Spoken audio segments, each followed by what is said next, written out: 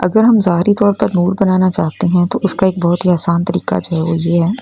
ویسے تو گوشے سرکار نے بہت زیادہ بکس لکھی ہیں تصوف اور روحانیت پر، تو جن کو ہم پڑھ کر فیض حاصل کر سکتے ہیں، لیکن ان میں سے ایک بک ہے دین الہی، جو کہ PDF فارم میں جو ہے وہ آپ کو مل جائے گی۔ اگر آپ ڈاؤن لوڈ کرنا چاہتے ہیں تو آپ ڈسکرپشن میں میرے لنک سے بھی جا کے اس کو ڈاؤن لوڈ کر سکتے ہیں۔ اگر آپ چاہیں تو گوگل پر بھی جا کے سمپلی آپ دین الہی بک گوشائی سرکار لکھ کے سرچ کریں گے تو اس کو آپ ایزیلی ڈاؤن لوڈ کر سکتے ہیں۔ اردو فارم اور انگلش اردو دونوں زبانوں میں جو ہے آپ کو ایزیلی اویلیبل ہے۔ اور اس کا طریقہ کار جو یہ ہے، جو کہ سیدی نے بتایا ہے کہ اگر ہم دین الہی بک کے جو ہے وہ کی ریڈنگ کرتے ہیں تو اس کا ظاہری طور پر جو ہے وہ ہمیں نور ملتا ہے اور ہمارے ذکر میں بھی اضافہ ہوتا ہے، جس سے کہ سرکار کی باطنی توجہ بھی ہمیں حاصل ہوگی، کیونکہ سرکار نے فرمایا کہ یہ الفاظ جو ہیں وہ گوشے سرکار نے خود جو ہے وہ تحریر کیے ہوئے ہیں، تو ان الفاظ کی تکرار جو ہے یا ان کا پڑھنا اور سمجھ کے پڑھنا جو ہے وہ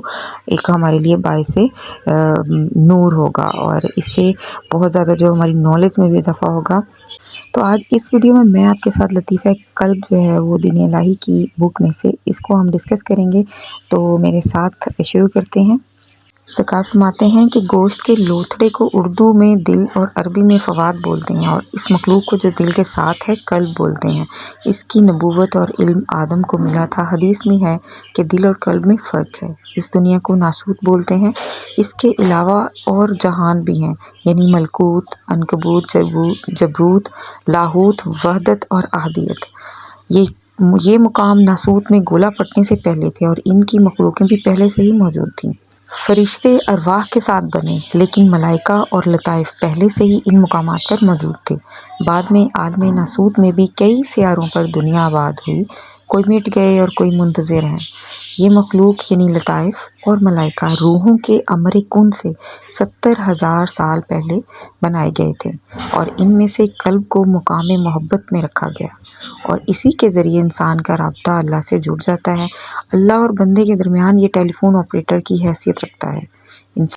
انسان پر دلیل و الہامات اسی کے ذریعے وارد ہوتے ہیں، جبکہ لطائف کی عبادات بھی اسی کے ذریعے عرش بالا تک پہنچتی ہیں۔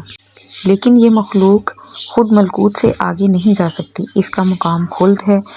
اس کی عبادت بھی اندر اور تسبیح بھی انسان کے ڈھانچے میں ہے۔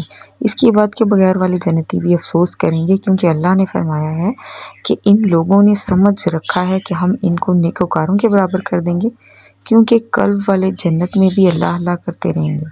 جسمانی عبادت مرنے کے بعد ختم ہو جاتی ہے، جبکہ قلب اور لطائف اللہ کے نور سے طاقتور نہیں، وہ قبروں میں ہی خستہ حالت میں رہیں گے یا ضائع ہو جائیں گے، جبکہ منور اور طاقتور لطائف مقام علین میں چلے جائیں گے۔ یوم محشر کے بعد جب دوسرے جسم دیے جائیں گے تو پھر یہ لطائف بھی روح انسانی کے ساتھ دیدار والے لا فانی ولیوں کے جسم میں داخل ہوں گے، جنہوں نے ان کو دنیا میں اللہ اللہ سکھایا تھا، وہاں بھی اللہ اللہ کرتے رہیں گے، اور وہاں جا کر بھی ان کے مرتبے بڑھتے رہیں گے، اور جو ادھر دل کے اندھے تھے وہ ادھر بھی دل کے اندھے ہی رہیں گے، کیونکہ میدان عمل یہ دنیا تھی اور وہ ایک ہی جگہ ساکن ہو جائیں گے۔ عیسائیوں، یہودیوں کے علاوہ ہندو مذہب بھی ان مخلوقوں کا قائل ہے۔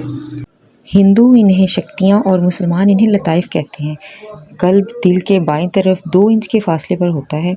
اس مخلوق کا رنگ زرد ہے۔ اس کی بیداری سے انسان زرد روشنی اپنی آنکھوں میں محسوس کرتا ہے، بلکہ کئی عامل حضرات ان لطائف کے رنگوں سے لوگوں کا علاج بھی کرتے ہیں۔ اکثر لوگ اپنے دل کی بات برحق مانتے ہیں۔ اگر واقعی دل سچے ہیں تو سب دل والے ایک کیوں نہیں؟ عام آدمی کا قلب صنوبری ہوتا ہے، جس میں کوئی سدھ بدھ نہیں ہوتی، نفس اور خناس کے غلبے یا اپنے سیدھے پن کی وجہ سے غلط فیصلہ بھی دے سکتا ہے۔